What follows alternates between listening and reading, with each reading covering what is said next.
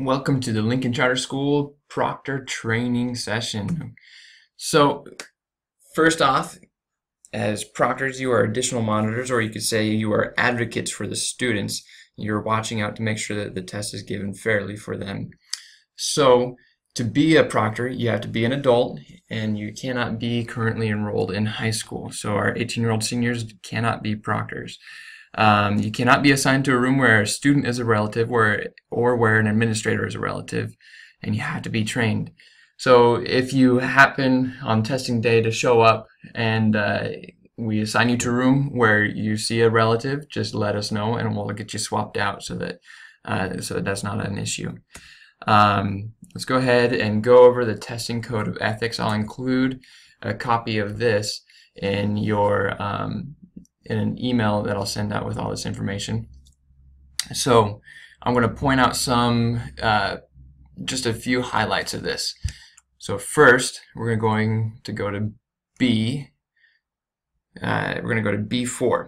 No person may copy, reproduce, or paraphrase in any manner or for any reason the test materials without the express written consent of the test publisher. B6.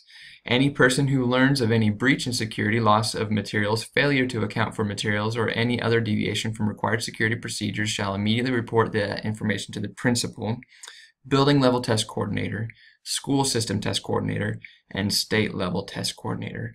So if there's any breach in security, this is more than just an alarm going off or something like that in the middle of a test, where we would code it as an irregularity. If there's any breach in security where you feel like someone's copying or taking pictures of or sharing test items, you need to let pretty much anyone in charge know.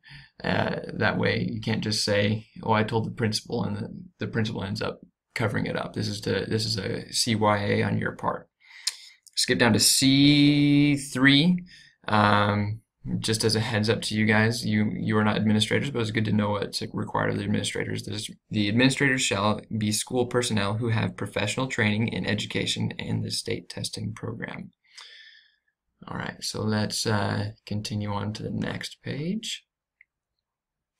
D3 is where we're going to start. Again, you need to know as a proctor what the test administrators are required to do. They shall administer tests according to the directions of the administration manual and any subsequent updates developed by the test publisher. Administer tests to all eligible students. Everyone's eligible as far as I know. Report all testing irregularities to the school system test coordinator and provide a positive test taking climate. Okay, if we hop over to the right hand side, well, first, before we do that, let's look at number 4. It says proctors shall serve as additional monitors to help the test administrator assure that testing occurs fairly. So like I said, you are essentially an advocate for the student and as well as for the teachers to ensure that everything is administered fairly. Right hand side, G, we're going to go through all of section G because it talks about unethical practices. So they include, but are not limited to, the following practices: encouraging students to be absent the day of testing, encouraging students not to do their best because of the purposes of the test, using secured test items or modified secured test items for instructions, changing student responses at any time, interpreting, explaining, or paraphrasing the test directions or the test items. So number 4 and 5 are the biggest ones that you can really watch out for as a incoming proctor. Anyone who's changing student responses, you got to be careful. We shouldn't be doing that, so we got to watch for that. And any interpreting or explaining or paraphrasing directions. So unless you're in a room where there's read aloud, you shouldn't be reading the directions that are in the student test book to the students at all, or any part of the test to them. They need to read it. If they have questions, direct them to read it themselves. And the test administrator should not be paraphrasing the directions that they have in their administrator manual. Okay, reclassifying students solely for the purpose of avoiding state testing, not testing all eligible students, failing to provide needed modifications during testing if available, modifying scoring programs, including answer keys, equating files, lookup tables, modifying student records solely for the purpose of raising test scores, using a single test score to make individual decisions, and misleading the public concerning the results and interpretations of test data. So Section H then talks about consequences for not following the code of ethics. Essentially, ABC's incentives can be withheld. You can have civil action filed against you, and they can seek criminal prosecution against you, and they can, if you're a teacher, you can lose your license. All right, back to this. The day of the test, you will, the test administrator should have a packet, and within that packet will be a proctor agreement for you to sign, saying that yes, you have been trained and yes, you understand your roles and responsibilities. For every test you come in to help out with, we'll have you sign that. Security, test security, everything within the test is secure. So you shouldn't be talking about materials, you shouldn't be copying any materials or anything like that. You cannot handle the test materials yourself. So you cannot touch a computer if you're in online administration, and you cannot touch the test book or the answer documents in a paper pencil test. You don't need to be reading the assessment guide. That is the administrator's job. You can, since you can't pass out test materials, you can, however, pass out things that are non-secure, like obviously pencils, scrap paper, graph paper, and calculators. You cannot help with coding. That's talking about, that's like filling in any bubbles. You can't help out with that. So we'll fill in some of the coding, like there's special codes for students with special needs. And we have, if a student has a marking book, we have a 3-person bubble party. You can't be a part of that. So I know it's a shame. And you got to be careful not to assist the students in any way. Testing environment, no cell phones, no electronic devices. That includes iWatches, some Fitbits that have any connectivity, anything that could be connected to Wi-Fi or GPS. It can't be in the room. So you need to make sure that that is left outside. You want to help minimize distractions, make sure there's adequate seating, workspace, lighting, that there's enough light for them to work with, and that the temperature is comfortable. We don't want to be warming it up to where they're falling asleep or keeping it cold to where everyone's freezing and uncomfortable and can't focus on the test. There cannot be any instructional content on the walls that could help out with the testing or any sort of test-taking tips or strategies. The materials, again, you cannot touch the test materials, only the test administrator can.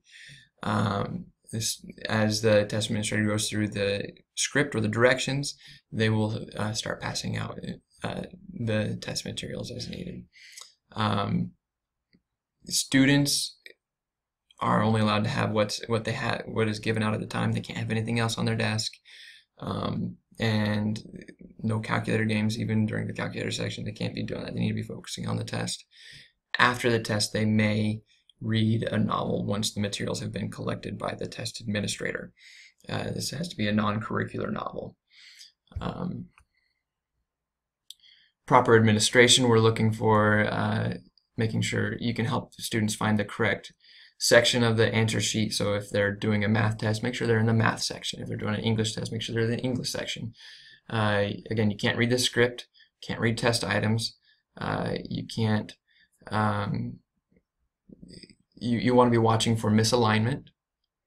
That's where if a student's on question 30 and they're on the bubble sheet, they're filling in number 28. So obviously they've gotten mixed up there on where they're at on their bubble sheet. If you see anything like that, I would call the test administrator over and have them kind of explain to them briefly and quietly what's going on, and the two of you can point out and help the student fix that alignment problem, being very careful not to indicate any answers. And having the test administrator there will give you kind of a CYA so that you're not getting in trouble and people are thinking that you're giving them answers. We want to keep conversations to only what is needed, and you need to be actively monitoring. You may have a drink, but you may not have food, and you may not have a book yourself or anything else to do. You're just monitoring the test. Emergencies, in the case of emergency, you want to make sure there's as little disturbance as possible. If an adult needs to leave the room, make sure that you notify the testing coordinator. We will have proctors in the hallway who should have a walkie, and you can send them, you open the door, flag them down if someone needs to leave the room, and just notify me if that needs to happen through the walkie. Again, like I said, we'll have hall monitors. While you're monitoring the students, just be very careful about their space. Don't be breathing down their necks to make them anxious. Don't give any facial expressions or body language that could indicate an answer. You want to keep your poker face on. So if you happen to see that a student's answering way off or is doing really well, you don't want to have anything that would indicate that to them.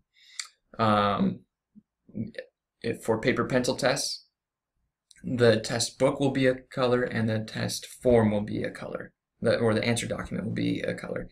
You want to make sure that the colors match, and you want to make sure that they have copied the form number like C29 correctly onto their answer document as well, and that they're in their correct section. Accommodations, if you're in a room with accommodations, make sure you understand what that accommodation is, such as marking in a book, so they wouldn't be filling out a bubble sheet if they have mark in book. You want to understand that if it's time and a half, how much time that is. The standard administration time is 180 minutes, that's 3 hours. All students may take up to 4 hours, 240 minutes to take the test. If a student has time and a half, then they would have 6 hours total to complete the test. And it's important for you to understand that if you're in a separate setting. You don't need to know why they have that accommodation. That is confidential information for the student. Irregularities, it is the administrator's job and it is your job to make sure that irregularities are reported to the test coordinator. The easiest thing is if there's an irregularity, something happens, just flag down the proctor in the hallway who has the walkie, and you can let me know immediately, and then I can contact the other test coordinator, the head coordinator for the school, and they can contact the state, and they will tell us whether or not we're going to consider it misadministration, and if we need to stop testing, or if we can continue. All the information that you see is either secure or confidential. We need to protect the rights of the students and keep things confidential. And so we've got a list of cans and cannots. This is just a review. You can read it on your own.